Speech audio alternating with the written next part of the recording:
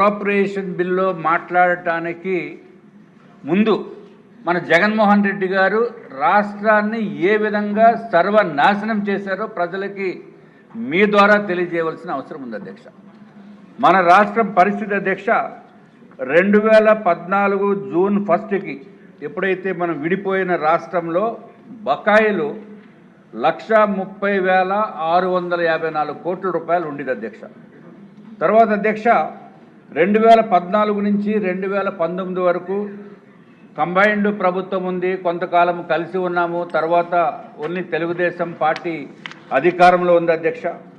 అప్పుడు అధ్యక్ష మొత్తము 1,30,000 కోట్ల రూపాయలు 1,30,106 కోట్ల రూపాయలు నికర అప్పు చేసింది అధ్యక్ష. టోటల్గా అంటే కార్పొరేషన్ అప్పు పెండింగ్ బిల్స్తో కలిపి అధ్యక్ష టోటల్గా 1,86,479 కోట్ల అధ్యక్ష.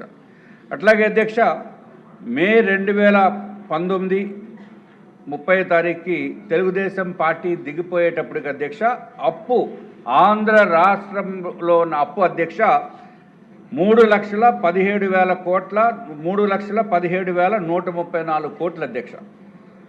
అటువంటిది జగన్మోహన్ రెడ్డి గారు అధ్యక్ష గౌరవ మాజీ ముఖ్యమంత్రి నేతృత్వంలో వైఎస్ఆర్సీపీ ఒక దుర్మార్గపు ప్రభుత్వ విధానాలతోటి దోపిడీ, అరాచకము, విధ్వంసము తప్ప జగన్మోహన్ రెడ్డి గారికి ఏమీ తెలియదు అధ్యక్ష. అసలు ఆయన చేసిన దారుణాతి దారుణాలు ఆంధ్ర రాష్ట్ర అప్పుని 10 లక్షల కోట్లకి తీసుకుని వెళ్ళిపోయారు అధ్యక్ష. 10 lakhs crores. ప్రపంచంలో ఎక్కడా కూడా ఎంత విధ్వంసకరమైన శక్తి ఉన్నప్పటికీ కూడా వాళ్ళకి ఎవరికన్నా ఉంటే ఇన్ని కోట్ల రూపాయలు 10 లక్షల కోట్ల రూపాయలకు అప్పు చేశారంటే అధ్యక్ష అసలు ఈ జగన్మోహన్ రెడ్డిని ఎట్లాగా రాష్ట్ర ప్రజలు ఊరుకుంటున్నారా అనేది నాకు అర్థం కాలేదు అధ్యక్ష. ఏదైనా రాష్ట్ర ప్రజల తిరుగుబాటుతోటి కూటమి ప్రభుత్వము, భారతీయ జనతా పార్టీ, తెలుగుదేశం పార్టీ, జనసేన 3 కలిసి మళ్ళీ మనం పోటీ చేసిన తర్వాత అధ్యక్ష రాష్ట్ర ప్రజల సహాయ సహకారాలతోటి అధికారంలోకి వచ్చి మళ్ళీ రాష్ట్రాన్ని మంచి భవిష్యత్తు దిశగా తీర్చిదిద్దేదానికి గౌరవ ముఖ్యమంత్రి గారు చంద్రబాబు నాయుడు గారు చూపుతున్న చొరవతోటి అధ్యక్ష ఈ అప్పుల భారాన్ని నుంచి మళ్ళీ మనం బయటపడటానికి అవకాశాలు ఉన్నాయి. ఎందుకంటే ఆయన ఒక విజనరీ లీడర్ అధ్యక్ష. తప్పనిసరిగా ఆంధ్ర రాష్ట్ర భవిష్యత్తు బాగుంటుంది. అట్లాగే ఆర్థిక శాఖ మంత్రివర్యులకి కూడా ఫ్యూచర్లో చాలా బాగుంటుంది. అందరికీ డబ్బులు చేసిన అప్పులకి తీర్చడానికి కూడా అవకాశం ఉంటుందని చెప్పి నా యొక్క భావన అధ్యక్ష. అధ్యక్ష రాష్ట్ర ప్రజలకి కూడా ఒక్కసారి తెలియచేయవలసిన అవసరం ఏంటంటే 1956 నుంచి 2019 వరకు అంటే సుమారు 66 సంవత్సరాల్లో అధ్యక్ష ఆంధ్ర రాష్ట్రం చేసిన మొత్తం అప్పు 3,06,006 కోట్లు అయితే అధ్యక్ష 6,000 కోట్ల అధ్యక్ష. 5 ఏళ్ళలో జగన్మోహన్ రెడ్డి గారు 7 లక్షల కోట్ల అప్పు చేశారు అధ్యక్ష. అధ్యక్ష మనము ఇంత పరిస్థితి దారుణంగా ఉన్నప్పటికీ కూడా ఏదో విధంగా బయటికి పడాలి అనే ఉద్దేశంతో అన్ని విధాలుగా కూడా రాష్ట్ర మంత్రులు అట్లాగే ఇంకా గౌరవ ముఖ్యమంత్రి గారు అహర్నిశలు కష్టపడుతూ అహర్నిశలు శ్రమిస్తూ కేంద్రంలో ఉన్న పెద్దల్ని ఒప్పించి మెప్పించి అన్ని విధాలుగా రాష్ట్రానికి సహాయ సహకారాలు అందించడానికి వారు అందించేటట్టు పూర్తి ప్రయత్నం చేస్తున్నారు అధ్యక్ష. డెఫినెట్గా మళ్ళీ మన ఆంధ్ర రాష్ట్రము తప్పనిసరిగా మంచి అభివృద్ధి దిశగా వెళ్తుందని చెప్పడానికి ఏమాత్రం సందేహం లేదు అధ్యక్ష. అధ్యక్ష ఎప్పుడూ కూడా అధ్యక్ష మనం ఒక్కసారి గుర్తు చేసుకోవాల్సిన అవసరము జగన్మోహన్ రెడ్డి గారు విధ్వంస పాలన గురించి చేసినప్పుడు అధ్యక్ష కేవలము ఆర్థికంగా అప్పుల భారంతో రాష్ట్రాన్ని ముంచేయటమే కాకుండా చీప్ లిక్కర్ రూపంలో దోపిడీ చేశారు అధ్యక్ష. చీప్ లిక్కర్ రూపంలో మ్యానుఫ్యాక్చరింగ్ డిస్టిలరీస్ని కూడా వాళ్ళే తీసుకుని ట్రాన్స్పోర్టేషన్ కూడా వాళ్ళే చేయించి అన్నీ కూడా కిక్ బ్యాక్స్ వ్యవహారంతో క్విడ్ ప్రోకో తోటి చేసి అధ్యక్ష మనం గౌరవ సభ్యులు లేకపోతే అందరికీ తెలియచేయవలసిన అవసరం ఉంది అధ్యక్ష. దాంట్లో కేవలము లిక్కర్ దోపిడీలో 30,000 కోట్ల రూపాయలు దోపిడీ చేశారని చెప్పి మేము కూడా భారతీయ జనతా పార్టీ తరఫున ఇదివరకు చెప్పడం జరిగింది అధ్యక్ష. 30,000 కోట్ల రూపాయలు దోపిడీ ఆ డబ్బంతా ఎక్కడ పెట్టారో ఏమి చేశారో తెలియదు అధ్యక్ష. కాబట్టి ఏదన్నా ఆర్థిక శాఖ మంత్రి వర్యులకి ఏదైనా డబ్బు ఎప్పుడైనా అవసరమైతే జగన్మోహన్ రెడ్డి గారిని ఒక్కసారి ఏదైనా అడిగితే బాగుంటుందేమో. దోచుకున్న డబ్బు ఎంతో కొంతన్నా మనకి ఇస్తే బాగుంటుంది. అట్లాగే అధ్యక్ష ఏదైనా ఒక స్కీమ్ పెడితే బాగుంటుందేమో అధ్యక్ష. ఎందుకంటే రోజు రోజుకి ఈ దోపిడీ డబ్బులు ఎంతెంత దోపిడీ జరిగిందో అనేది రకరకాల విధి విధానాలతోటి దోపిడీ చేశారు వారు. అవన్నీ కూడా బయటకు వచ్చే పరిస్థితి ఉంది. దానికి సింగిల్ టైం సెటిల్మెంట్ కింద ఏమైనా ఆర్థిక శాఖ మంత్రి ప్రపోజ్ చేస్తే జగన్మోహన్ రెడ్డి గారు ఇదిగో నేను దోచుకుంది 1,00,000 కోట్లు, నా ఈ 1,00,000 కోట్లలో 50,000 కోట్లు ఇచ్చేస్తామని చెప్పి చేస్తే ఎవరన్నా కేసుల నుంచి మాఫీ చేసేదానికి అవకాశం ఉందేమో కూడా చూడవలసిన అవసరం ఉంది అధ్యక్ష. అధ్యక్ష ఇంకొక విషయం ఏంటంటే ఎవరు కూడా ఊహించరు అధ్యక్ష, జగన్మోహన్ రెడ్డి గారి విలాసాలకి విందులకి విహారాలకి అధ్యక్ష ఆయన ఖర్చు పెట్టిన డబ్బు 20,000 కోట్ల రూపాయలు అధ్యక్ష. 20,000 కోట్ల రూపాయలు ఆయన ఖర్చు పెట్టారు అధ్యక్ష. అధ్యక్ష రోడ్డు ట్రాన్స్పోర్టేషన్ టోటల్గా మర్చిపోయారు అధ్యక్ష. ఆయన ఎప్పుడు కూడా ఇక్కడ నుంచి 5 కిలోమీటర్స్ వెళ్ళాలన్నా హెలికాప్టర్, పైన హెలికాప్టర్ వెళ్తూ ఉంటుంది, ఇక్కడ రోడ్డు మీద ట్రాఫిక్ ఆపేస్తారు. ఎందుకంటే పైనుంచి జగన్మోహన్ రెడ్డి గారు వెళ్తున్నారండి. అట్లాగే చెట్లు విధ్వంసం, విపరీతమైన విధ్వంసం సృష్టించారు అధ్యక్ష. అధ్యక్ష ఇంత విధ్వంసం సృష్టించినప్పటికీ కూడా మనకి ఒక్కసారి గుర్తు చేసుకోవాల్సిన అవసరం ఏంటంటే అధ్యక్ష, టీడీపీ హయాంలో ఇదివరకు 2019 సంవత్సరంలో 13.5% గ్రోత్ రేట్ ఉండేది అధ్యక్ష. అదే సేమ్ గ్రోత్ రేట్ కనుక ఉంటే అధ్యక్ష ఈ పార్టీకి అధ్యక్ష 76,195 కోట్ల రూపాయలు అదనంగా ఆదాయం వచ్చేది అధ్యక్ష.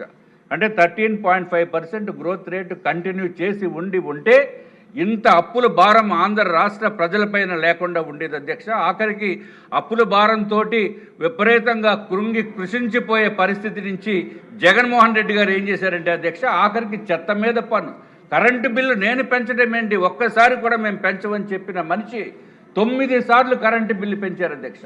అత్యంత దారుణమైన దోపిడీ, రోడ్లు బాగలేదు, ఎక్కడ లైటింగ్ బాగలేదు. అటువంటి పరిస్థితుల్లో అసలు ఏ ఊరే వెళ్ళాలన్నా బై రోడ్డు వెళ్ళాలంటే భయంతో చాలా ఇబ్బంది ఉండేది అధ్యక్ష. అన్ని విధాలుగా కూడా ఈ రాష్ట్రాన్ని సర్వనాశనం చేసేసారు అధ్యక్ష. అధ్యక్ష టైం లేదు కానీ అధ్యక్ష మీరు తొందరగా ముగించుకున్నారు అధ్యక్ష. అధ్యక్ష దీంట్లో అధ్యక్ష ఇందాక మన గౌరవనీయులైన రామకృష్ణ గారు చెప్పారు అధ్యక్ష, తప్పనిసరిగా ఈ ఏదైతే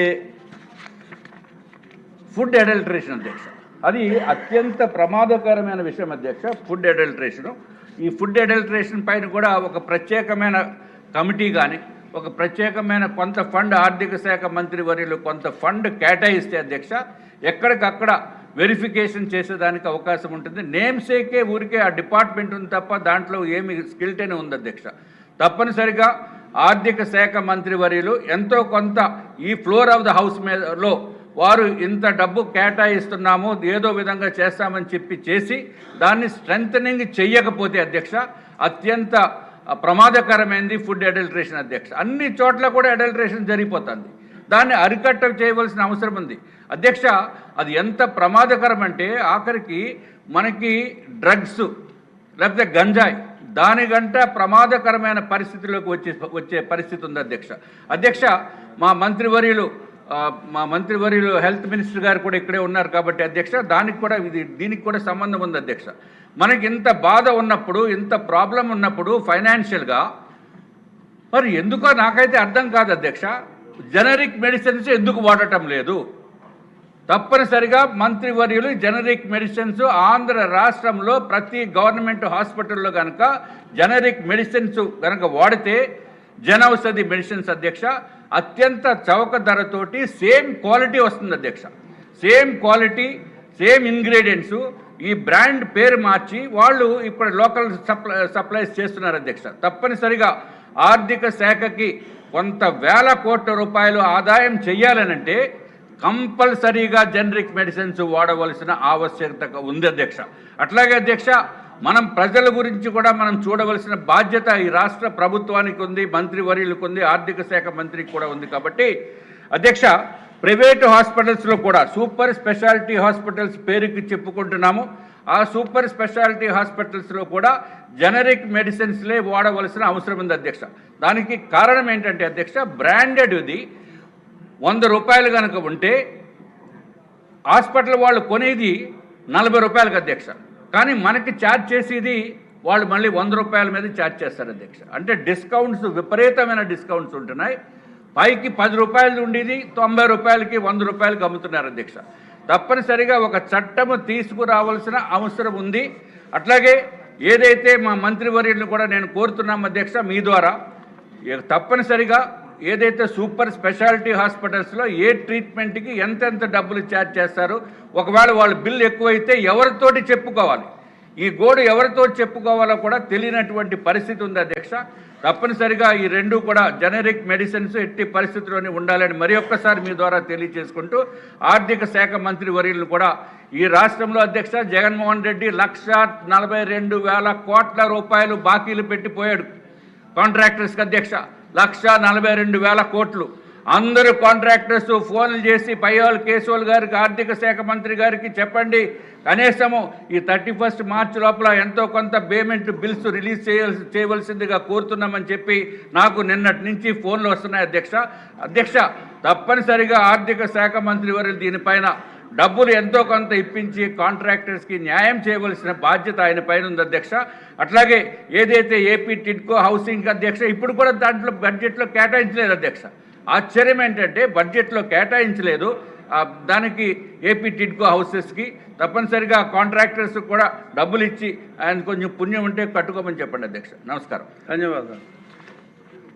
ఇప్పుడు విషయం ఆంధ్రప్రదేశ్ ద్రవ్య వినిమయ బిల్లు 2025ను పరిగణలోకి తీసుకోవటం.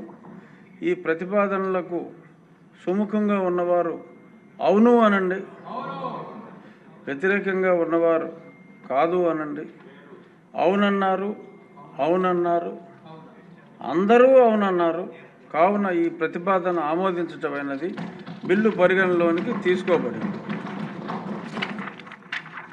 ఇప్పుడు క్లాజులపై ఓటింగ్. 2 మరియు 3వ క్లాజులు అనుసూచి, మొదటి క్లాజు ఎనాక్టింగ్ ఫార్ములా లాంగ్ టైటిల్కు ఎలాంటి సవరణలు లేవు, అవి సభా సమక్షంలో ఉన్నాయి. ఇక్కడ విషయం 2 మరియు 3వ క్లాజులు అనుసూచి, మొదటి క్లాజు ఎనాక్టింగ్ ఫార్ములా లాంగ్ టైటిల్కు సుముఖంగా ఉన్నవారు అవును అనండి, వ్యతిరేకంగా ఉన్నవారు కాదు అనండి.